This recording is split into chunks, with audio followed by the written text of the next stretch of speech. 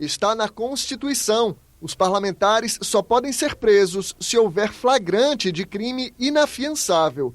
O processo deve ser enviado à Câmara ou ao Senado, que pela maioria dos seus membros deve resolver sobre a prisão. Pegou de surpresa, porque não havia sequer investigação formal contra o senador Delcídio Amaral. 10 horas depois que o senador Delcídio do Amaral foi preso, o plenário se reuniu. Só para resolver como seria a votação, os senadores levaram mais de 3 horas. 6 parlamentares apresentaram questões de ordem para que a decisão fosse aberta. E o voto aberto, senhor presidente, passou a ser regra. Passou a ser regra. Até então, a regra era o voto secreto. Mas o Congresso Nacional optou pela mudança da lógica da Constituição, passando a adotar como regra o voto aberto.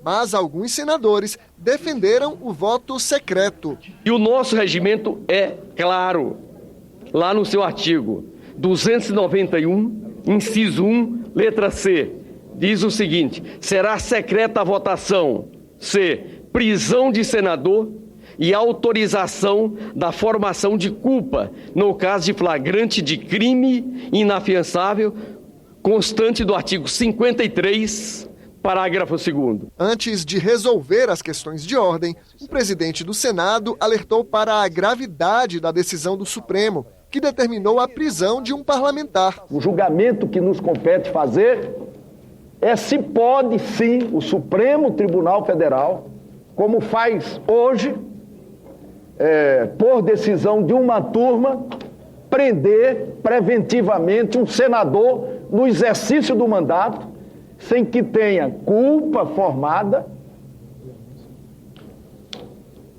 em crime inafiançável. Renan Calheiros decidiu.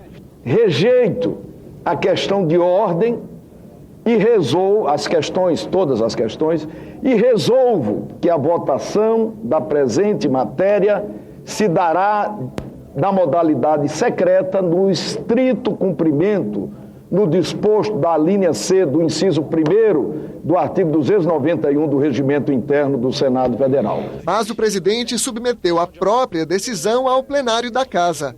Pelo voto, a maioria dos senadores optou pela votação aberta. Sim, 59, não 13, uma abstenção.